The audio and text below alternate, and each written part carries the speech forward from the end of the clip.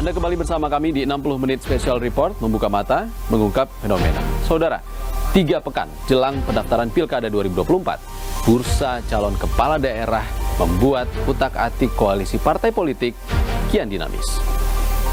Di Jakarta, bakal calon Anies Baswedan yang belum ketahuan siapa lawannya justru berpotensi kehilangan dukungan Partai Nasdem. Sementara di Jawa Tengah, analis politik menilai pengaruh Presiden Jokowi bisa jadi penentu.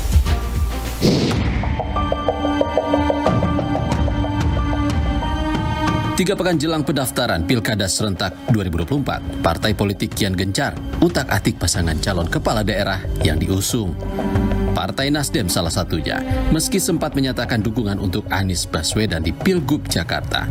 Namun kini, Bendahara Umum Partai Nasdem Ahmad Syaroni justru menyebut Anies belum tentu akan didaftarkan oleh Nasdem. Itu masih ada waktu panjang sebelum masa pendaftaran. Itu sangat dinamis, jangan salah. Oke, yang udah ditetapin misalnya, belum tentu juga yang ditetapin akan daftar. Karena politik itu sangat dinamis loh. Lu boleh megang rekomendasi, tahu-tahu rekomendasi dibatalin. Who knows? Termasuk Pak Anies? I don't know. Tapi sampai hari ini semua orang bertanya, mana sih suratnya? Kita sebagai orang Nasdem aja belum tahu. Di sisi lain, Sekjen Nasdem Hermawi Taslim justru menyebut Ahmad Syaroni tak mengerti soal pilkada. Namun, mengenai kepastian sikap Nasdem mengusung Anies pada Pilgub Jakarta, Hermawi enggan berbicara. Ini kan belum pilu, dia mau nggak tahu. Tapi dari Nasdemnya sendiri gimana? Itu bakal tetap dukung Anies sampai nanti pendaftaran nggak? Ikut nggak konversi pers? Udahlah, kita jangan diadu-adu satu partai susah nanti. Sementara, Anies mengaku fokus masalah publik dan jalani proses administrasi hingga masa pendaftaran pilkada. Semuanya mengalir saja.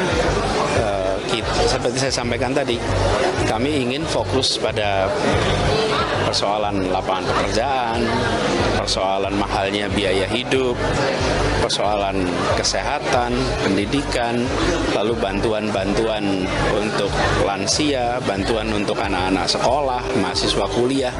Itu lebih penting untuk dibahas menurut saya daripada sekedar soal administrasi.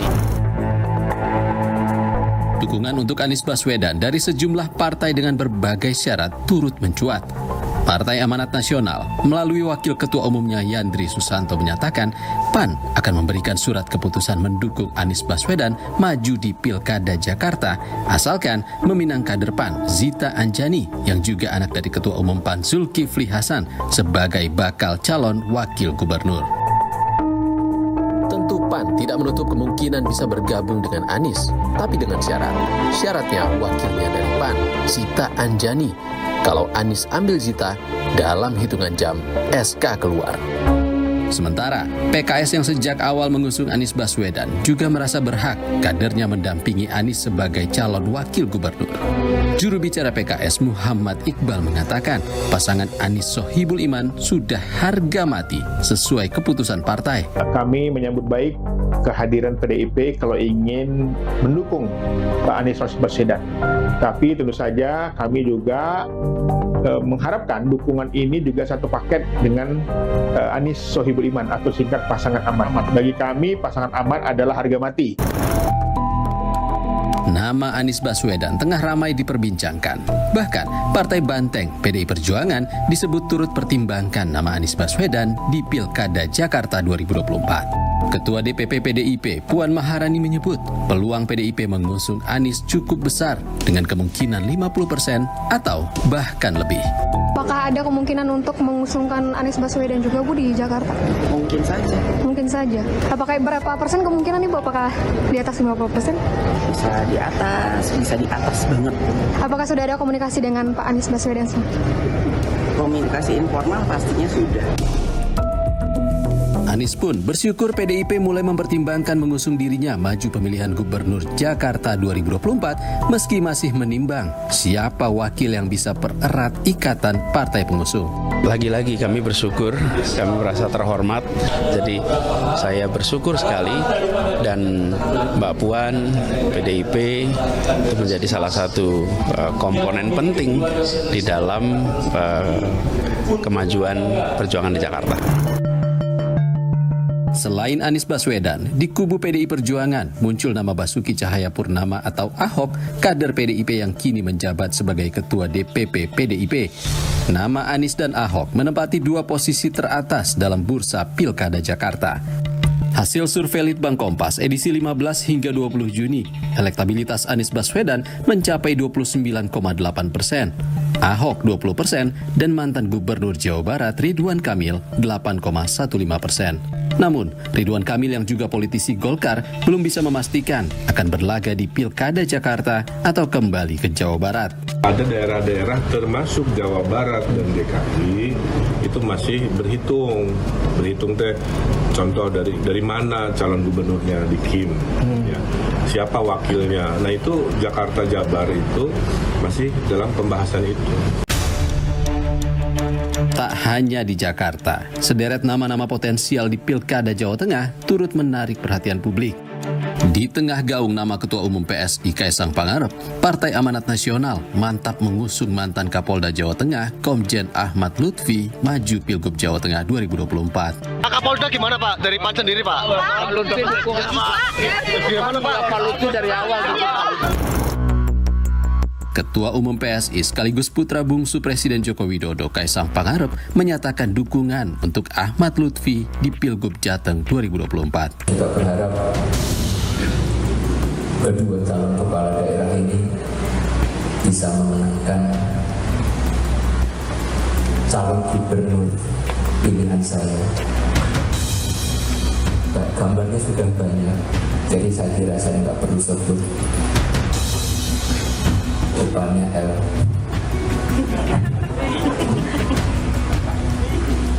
Ya itu. Insya Allah lah pokoknya kita mau lakukan yang terbaik untuk Jawa Tengah. Usai menyatakan dukungan, Kaisang bertemu empat mata dengan Ahmad Lutfi di Karanganyar, Jawa Tengah.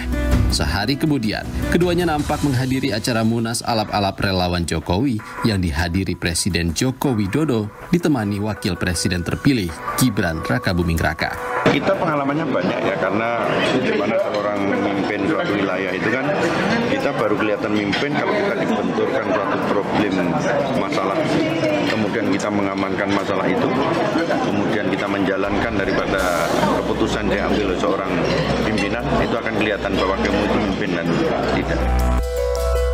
Sementara, kelompok relawan Pro Jokowi atau Projo pun berkomitmen mendukung calon kepala daerah yang diusung Koalisi Indonesia Maju.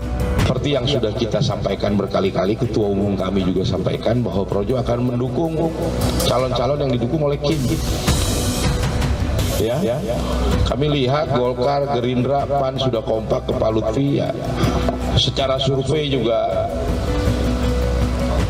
relatif di atas ya. Pengamat politik Universitas Al-Azhar Indonesia, Ujang Komarudin menilai pengaruh Presiden Jokowi di Jawa Tengah memang masih terasa. Kenapa ya? Karena mendukung Ahmad Lutfi, misalkan orang dekatnya gitu. Dan tentu ini juga kan ada berkepentingan terkait dengan sokongan dan dukungan itu. Ya di akhir masa jabatannya tentu Jokowi selaku presiden masih punya kesempatan untuk membuka jalan bagi orang-orang dekatnya, bagi keluarganya untuk bisa menjadi kepala daerah. Oleh karena itu ya cawe-cawe ya atau intervensi itu ya pasti akan dilakukan. Sementara di kubu PDI Perjuangan, nama mantan Panglima TNI Andika Perkasa kian santer dikabarkan akan maju di Pilkada Jawa Tengah. Jenderal Bintang 4 ini dinilai akan jadi lawan sepadan bagi Ahmad Lutfi. Namun, PDIP tidak mau terburu-buru memutuskan calon yang akan diusung. Menurut Ketua DPP PDIP Jarod Saiful Hidayat, Partai Banteng masih mendalami sejumlah tokoh potensial dan mengupayakan kerjasama dengan parpol lain meski bisa mengusung kandidat tanpa berkoalisi.